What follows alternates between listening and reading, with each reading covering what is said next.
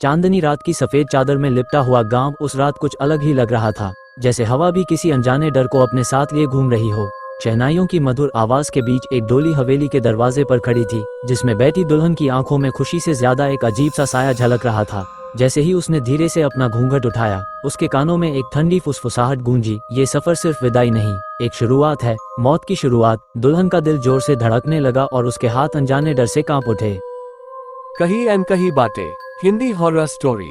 रामगढ़ के बीचों बीच एक पुरानी हवेली थी, जिसे लोग शापित हवेली कहते थे। सालों पहले वहां एक भयानक हादसा हुआ था। एक नई दुल्हन की मौत उसी डोली में हो गई थी जिसमें उसे विदा किया गया था। लोग कहते थे कि उस दुल्हन की आत्मा आज भी अपनी अधूरी विदाई का इंतजार कर रही है। इस कहानी की नायिका थी आरती, एक मासूम हंसमुख लड़की जिसकी शादी उसी हवेली के मालिक के बेटे विवेक से तय हुई थी। शादी धूमधाम से हुई, लेकिन जैसे ही विदाई का समय आया, आरती का दिल तेजी से धड़कने लगा। डोली में बैठते ही उसे फिर वही आवाज सुनाई दी, तुम्हें नहीं पता, ये घर तुम्हें कभी स्वीकार नहीं करेगा। आरती ने डरते हुए इधर उधर देखा, लेकिन कोई नहीं था। जैसे ही आरती ने हवेली में कदम रखा, एक अजीब सी ठंडक उसके पूरे शरीर में दौड़ गई। दीवारों पर पुरानी तस्वीरें टंगी थीं और एक तस्वीर पर उसकी नजर जाकर रुक गई। वो तस्वीर एक दुल्हन की थी, बिल्कुल उसी की तरह सजी हुई, लेकिन उसकी आंखें जैसे जिंदा हों। उस रात जब सब सो गए, आरती अपने कमरे में अकेली थी। अचानक दरवाजा अपने आप खुल गया और हवा में वही फुसफुसाहट गूंजने लगी, मैं अभी भी यहाँ हूँ।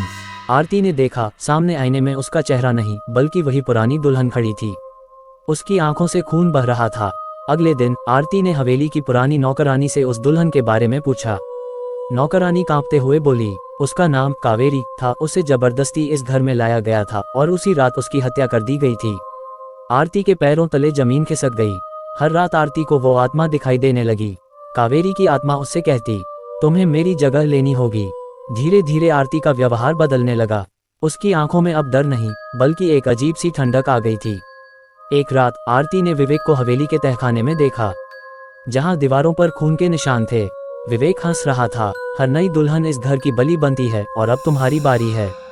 जैसे ही विवेक ने आरती को मारने की कोशिश की, अचानक हवेली में तेज तूफान आ गया। कावेरी की आत्मा प्रकट हुई, उसकी चीखों से पूरा घर हिल गया।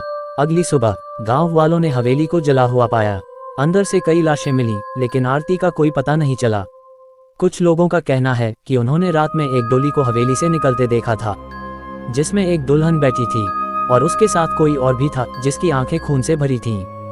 रात के तीसरे पहर जब पूरा रामगढ़ गहरी नींद में डूबा था, तभी गांव के बाहर की कच्ची सड़क पर एक डोली धीरे धीरे आगे बढ़ रही थी।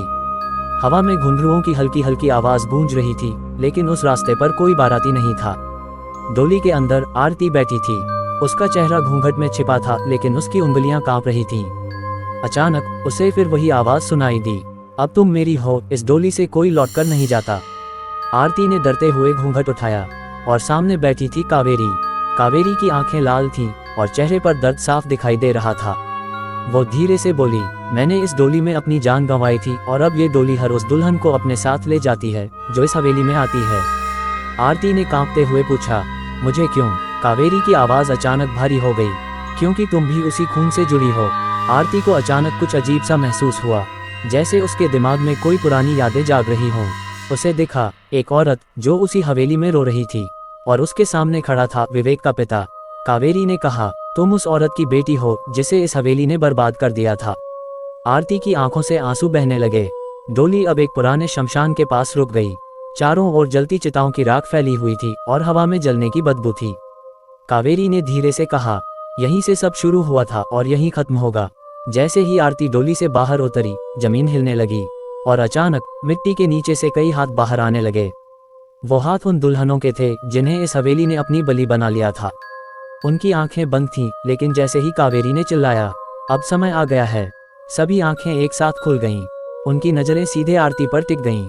आरती अब समझ चुकी थी, या तो वो भी इन आत्माओं का हिस्सा बन जाएगी या इस श्राप को खत्म करेगी। उसने कांपते हुए कहा, मैं तुम्हें आजाद करूंगी। कावेरी की आंखों में पहली बार उम्मीद दिखाई दी। जैसे ही आरती ने अपनी कलाई काटकर खून जमीन पर गिराया, अचानक जमीन से आग की लपटें उठने लगीं। आसमान काला हो गया और तेज तूफान चलने लगा। विवेक की आत्मा प्रकट हुई, तुम ये नहीं कर सकती।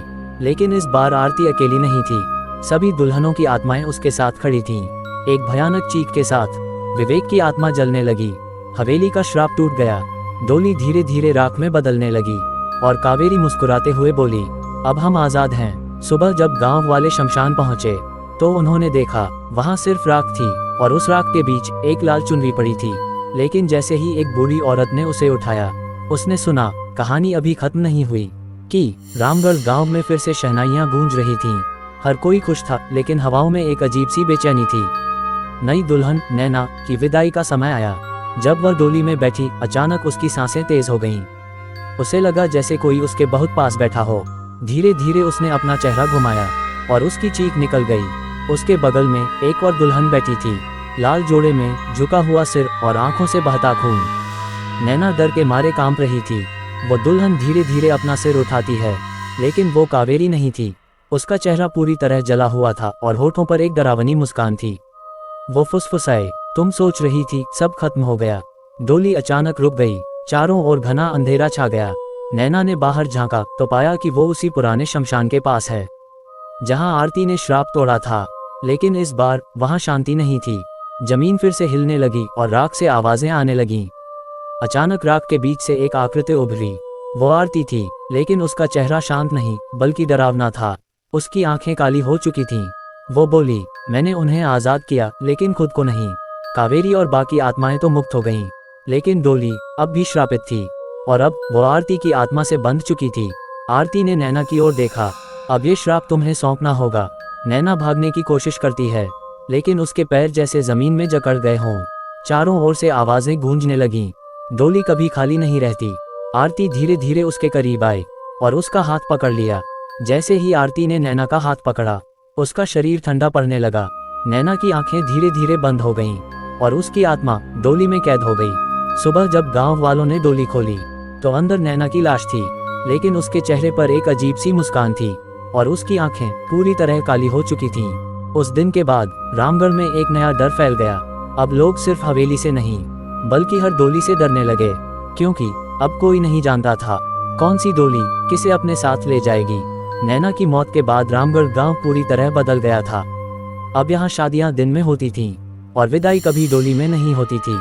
लेकिन डर फिर भी खत्म नहीं हुआ, क्योंकि हर रात गांव के बाहर से वही घुंघरुओं की आवाज आती थी, जैसे कोई डोली अब भी रास्तों पर भटक रही हो। एक दिन गांव में एक अजनबी आया, राघव। वो खुद को तांत्रिक और शोधकर्ता बताता था। उसने गांव वालों से कहा, ये श्राप अभी खत्म नहीं हुआ है बल्कि और खतरनाक हो चुका है।